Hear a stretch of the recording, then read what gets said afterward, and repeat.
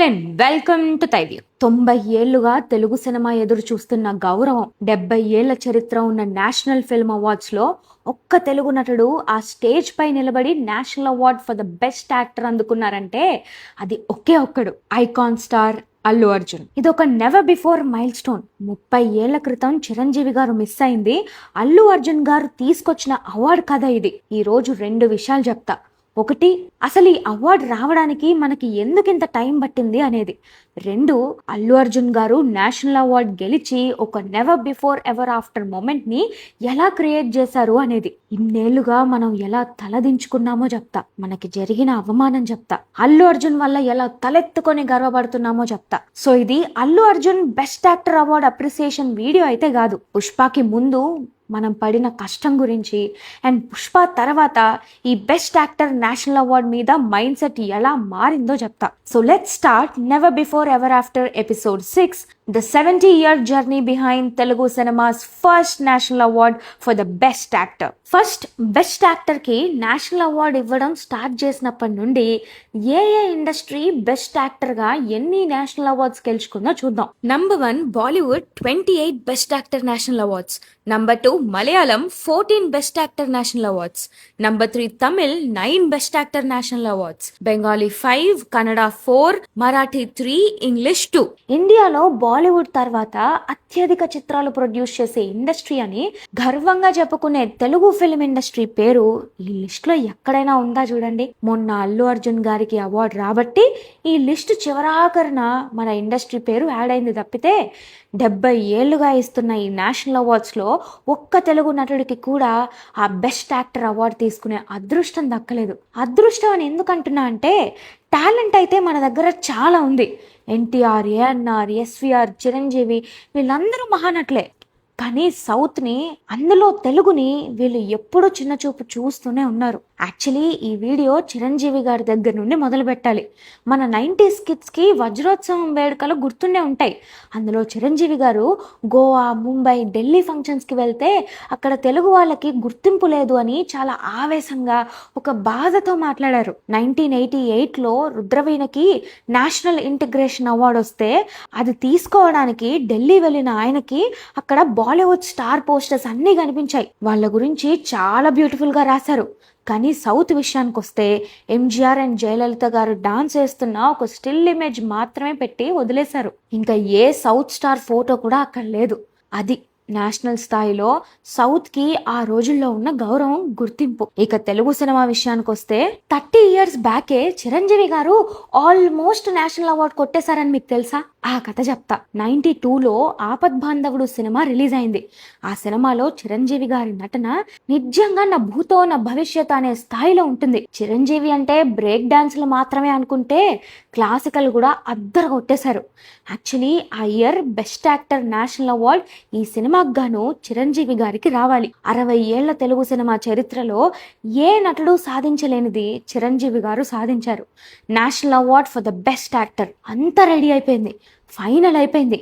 ఇంకా అనౌన్స్ చేయడం ఒక్కడే బాకీ. కానీ లాస్ట్ మినిట్ లో ఈ సౌత్ నార్త్ పార్షియాలిటీతో ఆ అవార్డు మనకి దక్కకుండా పోయింది. ఈ మాటలు నావి కాదు, స్వయంగా ఆపద్ బాంధవుడు ప్రొడ్యూసరే చెప్పారు.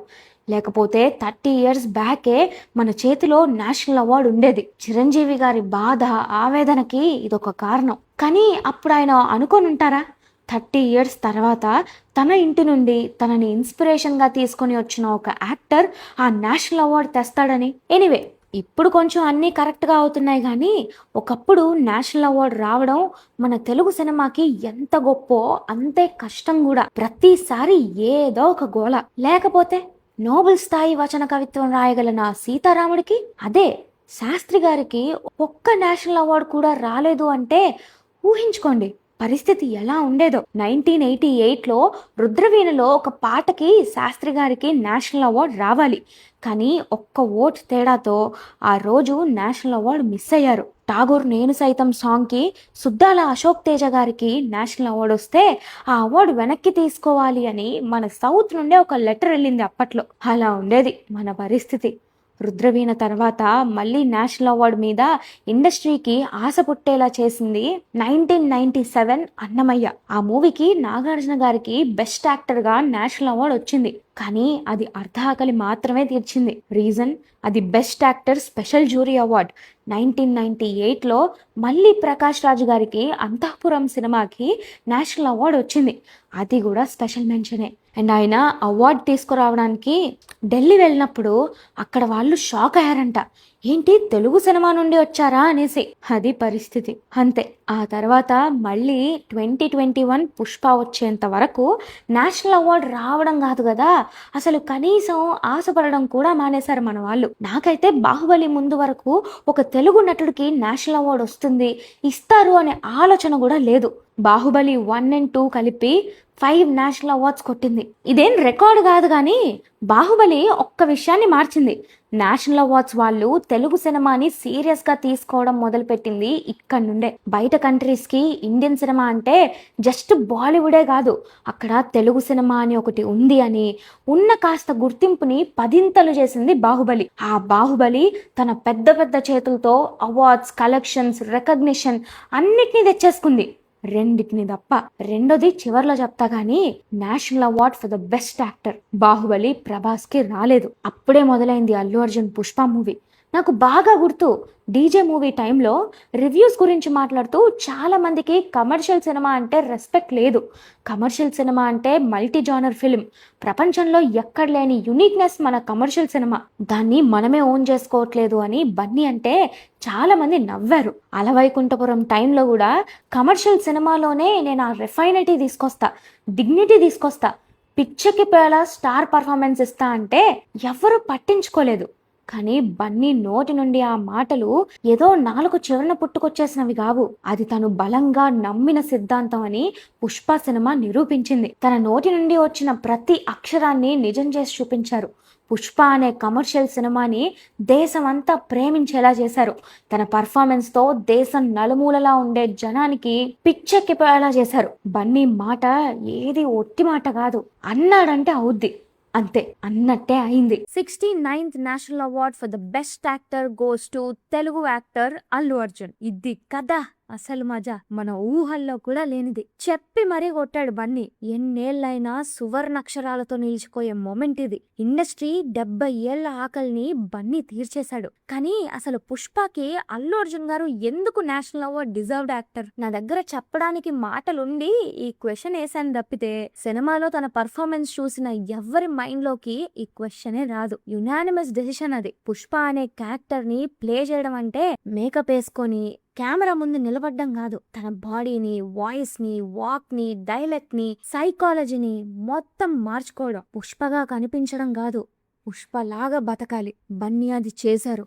ఆయన బయటికి చెప్పుకోరు కానీ ఆ యాస నేర్చుకోవడానికి, ఆ షోల్డర్ని అలా వంచి యాక్ట్ చేయడానికి, అన్ని ఇయర్స్ పాటు క్యారెక్టర్లో ఉంటూ ఎమోషన్స్ స్పందించడానికి ఎంత కష్టపడి ఉంటారో. మేబీ ఒక నటుడు అంటే అలానే కష్టపడాలి, అదే ఒక నామని అల్లు అర్జున్ గారు ఫీల్ అవుతారేమో తెలియదు కానీ ఎప్పుడు కూడా నేను అంత కష్టపడిపోయాను, ఇంత చేశాను అని చెప్పుకోలేదు. పుష్పాని చూస్తే నిలబడే దగ్గర నుండి నడవడం, మాట్లాడడం, షోల్డర్ వంచడం, వీటిలో ఏ డీటెయిల్ కూడా సినిమా మొత్తంలో ఒక్కసారి కూడా బ్రేకే అవ్వదు. అదే కన్సిస్టెన్సీ మెయింటైన్ చేశారు. నెక్స్ట్ లెవెల్ అంటే ఆ చిత్తూరు యాస. ఒక సినిమాలో రీజనల్ డైలెక్ట్ ని సస్టైన్ చేయడం చాలా కష్టం. కొన్ని సీన్స్ లో మాట్లాడేసి వదిలేయడం కాదు కదా. 3 hours సినిమా మొత్తం మెయింటైన్ చేయాలి, అది చేశారు. మంగళం శ్రీను బామ్మర్ది బాడీ సీన్ లో 1.5 minutes సింగిల్ షాట్ డైలాగ్ ఉంటుంది. ఓన్లీ పుష్పనే మాట్లాడతాడు. ఆ యాసలో ప్రతి పదం చాలా న్యాచురల్ గా ఫ్లో అవుతుంది. అండ్ ఇదేదో జస్ట్ సెట్ కి వెళ్ళగానే వచ్చేసింది కాదు. బన్నీ అంటే స్టైల్ అంటారు కానీ ఆ స్టైల్ అనే అందమైన పదం వెనుక చాలా హార్డ్ వర్క్ అండ్ డెడికేషన్ ఉంటుంది. 2020లో అందరం ఇంట్లోనే ఉన్నాం కదా, ఆ టైంలో ఆ స్లాంగ్లో ఉన్న రిథమ్ని క్యాచ్ చేయడానికి 4 months పాటు డైలీ 5 hours వీడియో కాల్లో స్లాంగ్ నేర్పించే వాళ్ళతో మాట్లాడుతూ నేర్చుకున్నారు. ఇక ఆ బాడీ లాంగ్వేజ్ అయితే షోల్డర్ని అలా పెట్టుకొని ఉంచడం చాలా పెయిన్ఫుల్. అది చేసి చేసి ఆ neck and shoulder length shorten అయిపోయేసరికి డైలీ ఫిజియోథెరపీ రిలేటెడ్ ఎక్సర్సైజెస్ చేయాల్సి వచ్చింది. వీటన్నిటికీ మించి పర్ఫార్మెన్స్. మూవీలో స్పెసిఫిక్ గా కొన్ని సీన్స్ ఉంటాయి, అందులో పుష్ప మాట్లాడడు, జస్ట్ అలా చూస్తూ ఉంటాడు అంతే. కానీ ఆడియన్స్కి పుష్ప ఏం ఫీల్ అవుతున్నాడో అర్థమైపోతుంది. పోలీస్ స్టేషన్ సీన్లో నీ ఇంటి పేరు చెప్పు అన్నప్పుడు తను ఇచ్చే ఎక్స్ప్రెషన్ కానీ, పెళ్లి చూపుల సీన్లో బాధ, కోపాన్ని అణుచుకోవడం, షెకావత్తో ఉండే సీన్లో, కమర్షియల్ సినిమాలో సటిల్ యాక్టింగ్ మెయింటైన్ చేయడం ఈజీ కాదు. బన్నీ అది చేస్తాడు. చాలా మంది పుష్ప అంటే ఫైట్స్, ఎలివేషన్స్ అనుకుంటారు కానీ కాదు. అందరూ కమర్షియల్ సినిమాలో యాక్టింగ్ అంటే ఈజీ అనుకుంటారు కానీ చాలా కష్టం. ఎందుకంటే రియాలిటీలో అలా ఉండని, రియాక్ట్ అవ్వని క్యారెక్టర్ అండ్ సినిమాలు అవి. అలాంటి క్యారెక్టర్ని ఆడియన్స్ నమ్మేలా చేయడం ఈజీ కాదు.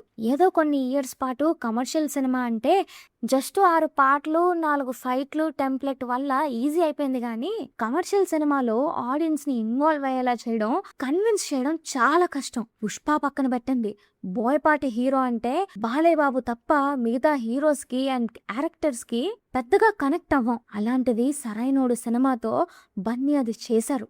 ఒక రకంగా సరైనోడు సినిమా అల్లు అర్జున్ తప్ప ఎవ్వరు చేసినా ఆడియన్స్ని కన్విన్స్ చేయలేరని నా ఫీలింగ్. అండ్ కమర్షియల్ సినిమా లైన్లోనే నేషనల్ అవార్డ్స్ అంటే సీరియస్ సినిమా, ఆర్ట్ సినిమా అనే ఒపీనియన్ చాలా మందికి ఉంటుంది. బన్నీ ఆ పర్సెప్షన్ని కూడా బద్దలు కొట్టాడు. కమర్షియల్ సినిమాలో కూడా అవార్డ్ విన్నింగ్ పర్ఫార్మెన్స్ ఇవ్వచ్చు, చేసి చూపిస్తా అని చెప్పి మరీ కొట్టాడు. పుష్పలో అల్లు అర్జున్ క్యారెక్టర్ని కంప్లీట్గా ఓన్ చేసుకున్నాడు. అవార్డ్స్ ఎప్పుడూ సబ్జెక్టివ్. ప్యానెల్లో ఒక్కొక్కరికి ఒక ఒపీనియన్ ఉండొచ్చు, కానీ దేశం అంతా పుష్పరాజ్గా బన్నీని అంత ఎత్తులో చూస్తుంటే ఎవ్వరు మాత్రం ఏం చేస్తారు? ఆ నటుడికి ఒక పాత్ర ద్వారా ఆడియన్స్కి గుర్తుండిపోవడం కన్నా బిగ్గెస్ట్ కాంప్లిమెంట్ ఉండదు. పుష్పతో అల్లు అర్జున్కి అది దక్కింది. ఫైనలీ 69th నేషనల్ అవార్డ్స్లో 70 ఏళ్లుగా ఎప్పుడు వస్తుందా, ఎవరు తెస్తారా అని ఎదురు చూస్తున్న తెలుగు సినిమా కళామ్మ తల్లికి ఆ అవార్డ్ అల్లు అర్జున్ తీసుకొచ్చి ఒక నెవర్ బిఫోర్ ఎవర్ ఆఫ్టర్ చరిత్రని సృష్టించారు. డీజే టైంలో ఎవరైతే బన్నీ కమర్షియల్ సినిమా గురించి చెప్తే నవ్వారో వాళ్ళే బన్నీని చూసి శభాష్ అన్నారు. అలవైకుంఠపురం టైంలో కమర్షియల్ సినిమాకి డిగ్నిటీ తీసుకొస్తా, పిచ్చెక్కిపోయేలాగా స్టార్ పర్ఫార్మెన్స్ ఇస్తా అన్నప్పుడు పట్టించుకొని వాళ్ళే మళ్ళీ మళ్ళీ ఆ మాటలు గుర్తు చేసుకొని మా బన్నీరా అని గర్వపడుతున్నారు. అన్నిటికీ మించి నటనలో తనకి ఇన్స్పిరేషన్ అయిన మావయ్య చిరంజీవి గారు మిస్ అయిన అవార్డ్ని తెలుగు సినిమాకి తను సాధించి గర్వపడేలా చేశారు. ఇది కదా అసలు మజా. అలా పుష్ప ఆడియన్స్ మైండ్ సెట్ని మార్చింది. ఎలా అయితే బాహుబలి తర్వాత పాన్ ఇండియా అనే పదాన్ని చాలా సునాయాసంగా వాడేస్తున్నామో, పుష్ప తర్వాత కూడా ఈ నేషనల్ అవార్డ్ అనే పదాన్ని అంతే సునాయాసంగా వాడేస్తున్నాం. ఇప్పుడు పెద్ద సినిమాల నుండి యంగ్ హీరోస్ మూవీస్ వరకు ఈ సినిమాకి బెస్ట్ యాక్టర్గా నేషనల్ అవార్డ్ వచ్చేస్తుంది అని ఈజీగా అనగలుగుతున్నామంటే ఆ ఆలోచనని ఫీజబుల్ చేసింది మన అల్లు అర్జున్. ఎన్ని తరాలు మారినా తెలుగు సినిమాకి ఉత్తమ నటుడుగా జాతీయ పురస్కారం తెచ్చిపెట్టిన హీరోగా సువర్ణాక్షరాలతో అల్లు అర్జున్ పేరు చిరకాలం నిలిచిపోతుంది. నా మాట ఒకటే, ఇంకో 10 ఏళ్ల తర్వాత జరిగే TFI 100 years ఫంక్షన్స్లో తెలుగు సినిమాకి పనిచేసే ప్రతి కార్మికుడు, లైట్ బాయ్ నుండి స్టార్ హీరోస్ దాకా అల్లు అర్జున్ గారిని ఘనంగా సత్కరించాలి. ఒకటి మన నేలకి మొట్టమొదట నేషనల్ అవార్డు తెచ్చినందుకైతే, కమర్షియల్ సినిమా అంటే చిన్న చూపు చూసే దగ్గర నుండి ఆ కమర్షియల్ సినిమాకి ఒక గౌరవం తెచ్చిపెట్టినందుకు పోడియం మీద అల్లు అర్జున్ ఉన్నప్పుడు ఆడిటోరియం మీద లేచి నిలబడి స్టాండింగ్ ఓవేషన్ ఇవ్వాలి. ఇది కోరికో డిమాండో కాదు, ఒక నటుడు కష్టానికి సాధించిన, సృష్టించిన చరిత్రకి మనం ఇచ్చి తీరాల్సిన గౌరవం. Telugu cinema will always be proud of what you achieve. Thank you my dear Pushparaj aka Allu Arjun గారు. That's it for the video guys. అవును, చివర్లో ఒక విషయం చెప్తా అన్నా కదా, బెస్ట్ యాక్టరే కాదు, ఇన్ని ఇయర్స్ గా తెలుగు సినిమాకి బెస్ట్ డైరెక్టర్ గా కూడా ఒక్క నేషనల్ అవార్డు రాలేదు. మరి ఆ రికార్డ్ ఎవరు బద్దలు కొడతారంటారు? అండ్ ఈ never before ever after video మీకు ఎలా అనిపించిందో, ఆల్సో నెక్స్ట్ ఈ సిరీస్లో ఏ సినిమా ఆర్ ఏ యాక్టర్ గురించి మాట్లాడుకుందామో కామెంట్ చేసేయండి. అలానే ఈ వీడియో మీకు నచ్చినట్టయితే ఆ లైక్ బటన్ని బద్దలు కొట్టండి. Also subscribe to ThaiView and hit the bell icon for more updates. Thanks for watching. This is Team ThaiView signing off.